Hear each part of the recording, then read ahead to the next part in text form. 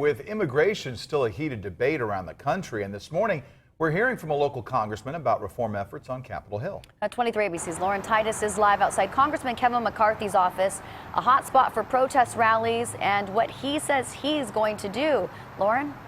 Good morning, Mike and Aaron. In this month alone, there have already been 3 immigration reform rallies in the exact spot that I'm standing, and we spoke to the congressman about how he's responding to all this uproar.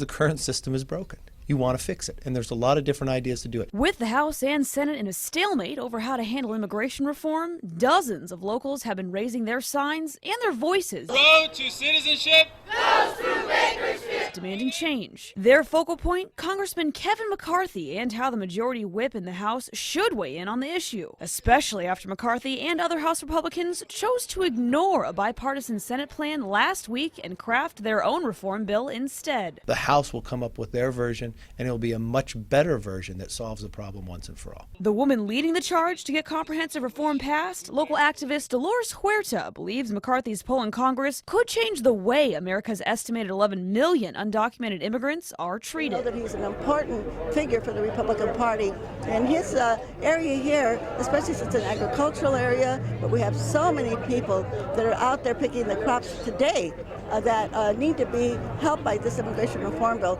This is why we're focusing on him. As protests like this one continue outside McCarthy's office, he insists he's done everything in his power to meet with protesters. I understand people have different passions, and that's the democracy we live in. So I meet with each and every person because I like to look at all views, and I'm not afraid to talk about the issue because I want to make sure we get the problem solved once and for all.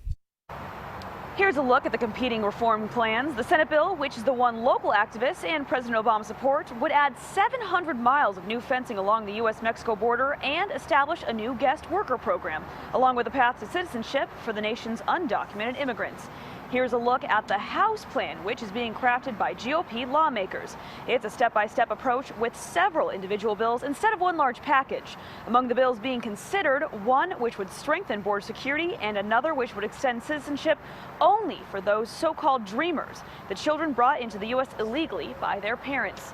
Now, we made calls into the Dolores Huerta Foundation yesterday asking for comment, but those calls went unanswered.